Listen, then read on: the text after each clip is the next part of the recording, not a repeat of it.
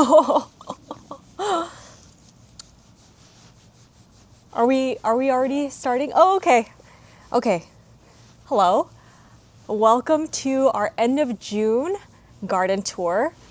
I can't believe it's already the end of June. I feel like I just blinked and the month just went by. But I'm glad we have a chance to just document how everything's doing. Before you get your hopes up, things are not looking perfect. I would actually venture to say that things are looking kind of bad. But I think this is just the reality of gardening in Phoenix, right? Oh my goodness. Oh my goodness, girl. So let's just get into it. Starting with this bed, I think things overall here are looking really, really, really good. So these, you may remember that we planted these giant zinnias about a month and a half ago. These are called California Giants. And as you can see, they're doing really, really well under the shade cloth. This area gets sun basically from dawn till dusk, but things are looking really good. I also planted 2 types of beans. I can't remember which one's which, but this is a pole bean and these are bush beans. The bush beans, I think I'm basically ready to give up on, because even though they are setting fruit, they're covered with what I believe to be powdery mildew. So it's probably just time for me to give up on them and pull them before the powdery mildew spreads. Wait, I literally just realized this completely fell over. Yeah, the pole beans are kind of taking over, but they're also just not producing fruit. Like, I probably only harvested 1 bean so far, and oh my freaking god. And also, there have been a lot of yellow jackets this year. Sorry, I'm a little bit scatterbrained because there's just bugs and Shirley and did you see that? That was so cute. But anyway, that's okay. The beans, you know, I think they look really good, and if anything, they're kind of they're enriching the soil, right? So I think it's still serving a purpose.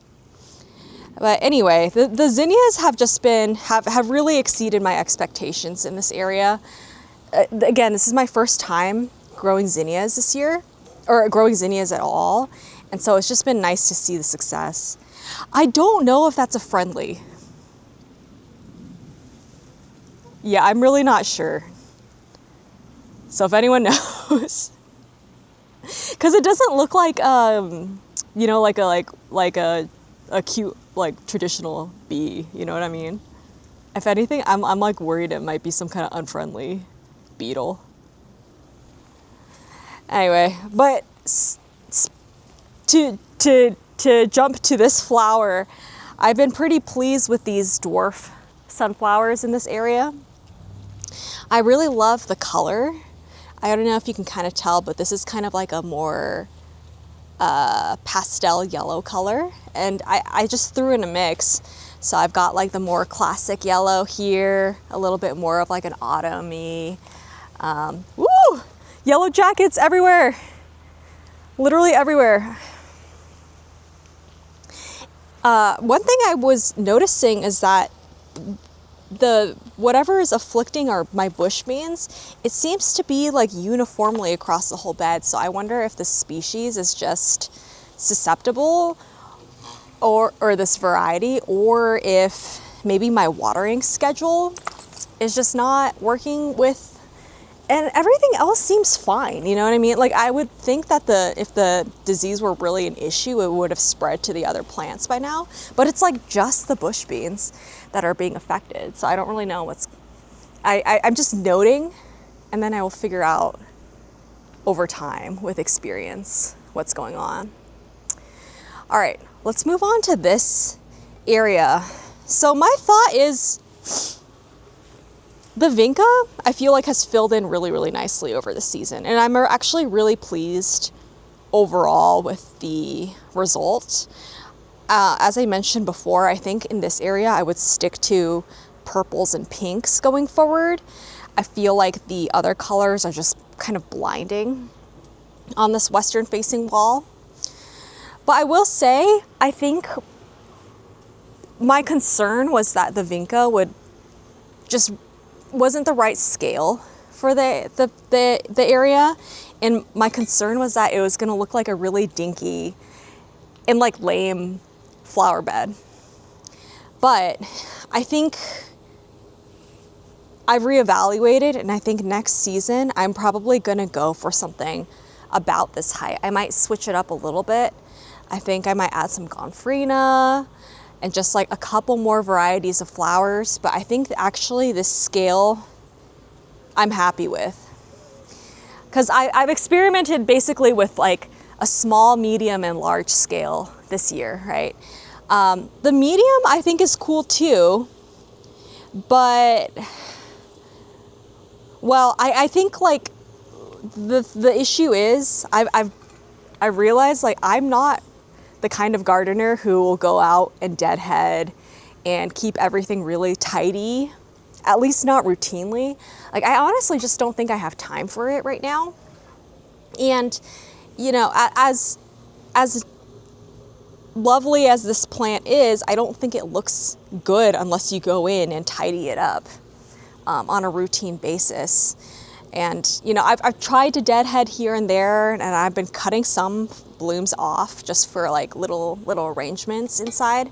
But I think I need to choose something that comports with who I am, or who I'm developing into anyway as a gardener, right? So I just feel like going forward, a low maintenance, like no deadheading flower is going to make the most sense for me.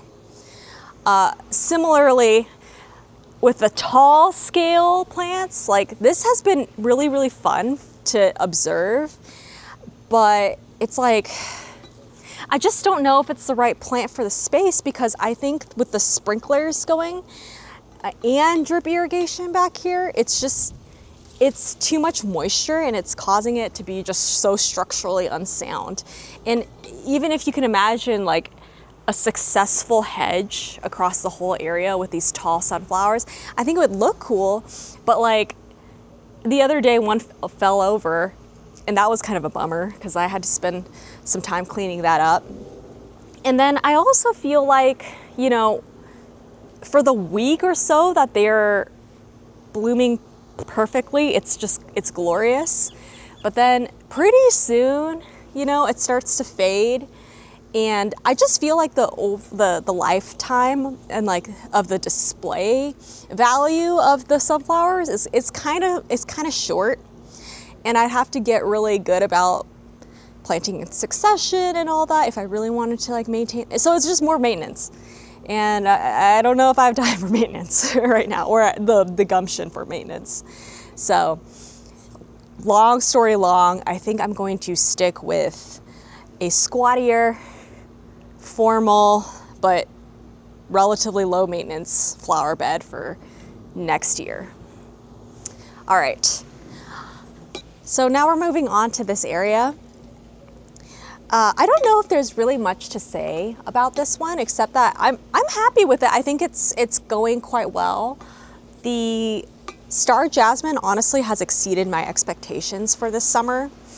You know, you always hear sleep, creep, leap, and I wasn't expecting it to grow so much this season, but I think it looks great, and certainly much better than when I first planted it. I think the mid-season fertilizing definitely helped. I just threw some granular all-purpose fertilizer down and spread it out down there about a month ago, and that was the second time I put down a granular all-purpose fertilizer. And I think it seems to be doing something right. I'm also really pleased with the selection of coleus in this area for this year, and I think I'm going to do it again next year. Like, I think this is I like the contrast of the foliage. I think it's the right scale. The only thing I'm going to do differently is just probably get a seed mix that has just one color in it, because this past year I tried to grow like a variety pack, and it didn't work out super well. I actually lost most of the plants that I started from seed. I think I planted 9 or 12 and now I only have the 4. So anyway, but overall really happy with this area. Okay, we're moving on to the containers. These I have some mixed feelings about, just because, yeah, do you have mixed feelings about them too? So as I predicted, watering them by hand has been a real pain and it is not something I look forward to. And I absolutely think that going forward, I'm only going to have things on drip irrigation. Like if it needs to be hand watered, it's not happening. So in terms of plant selection too, I think the Vinca has been performing really well and it looks great. The other two, the Angelonia and the sweet potato vine, I think just don't look very good, and I'm not really sure why either. I think one thing I could be doing more is using more fertilizer, like more Miracle-Gro, just throwing it on there.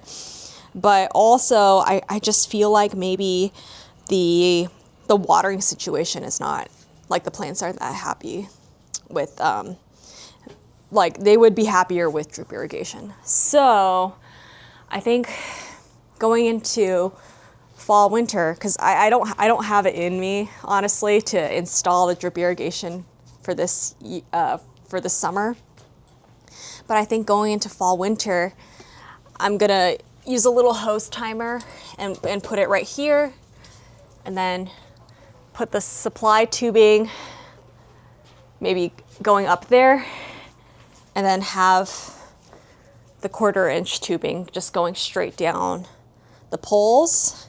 And then after that, I'm gonna do like a vining plan going up the poles. So hopefully that'll like camouflage the drip, and then it'll make this area feel very lush and nice. So yeah, that's the hope anyway. Okay. Let's just finish off at this area. So, don't mind my bucket. As you can see, the zinnia experiment in this pot completely failed. I think it was just too hot here. I think like that whole area is dramatically different because the plants were just more insulated, and they even though this area is shaded in the afternoon, it was just not enough to keep these guys from frying. So I'm just leaving them here for now. Like I'm keeping the whole area kind of watered. I got this like this solar drip irrigation gadget. I don't know. So far I've only had it for like 2 weeks, but so far I think it's doing the job. Yeah, actually let's get into it. So it's like a little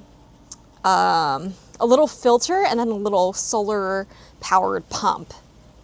So it runs for 20 minutes twice a day. I have it set to like roughly like 5:30 a.m. and 5:30 p.m. And I mean, it seems to be keeping things alive. I mean, this was already dead. This was already dead when I installed it. But like, I think honestly, my only goal was to keep the peppers alive, and it is doing that. Speaking of peppers, this one I think I'm going to pull at the end of the season, because even though it has fruit on it, and I'm continuing to harvest the fruit, as you can see, the leaves have some kind of disease on them.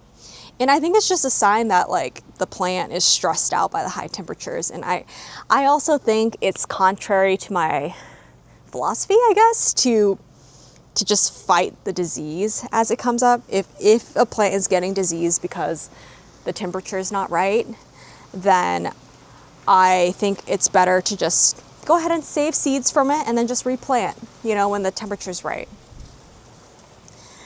And as you can see, the basil, I'm just letting it go to seed now. I'll harvest seeds and then replant. I haven't been harvesting leaves at this point. But yeah, that's pretty much it. We could go over the landscape, but it's also hot, and so I think we just skip it for today and cut it short. So thanks for participating in this update, and stay tuned for the August update, or July update.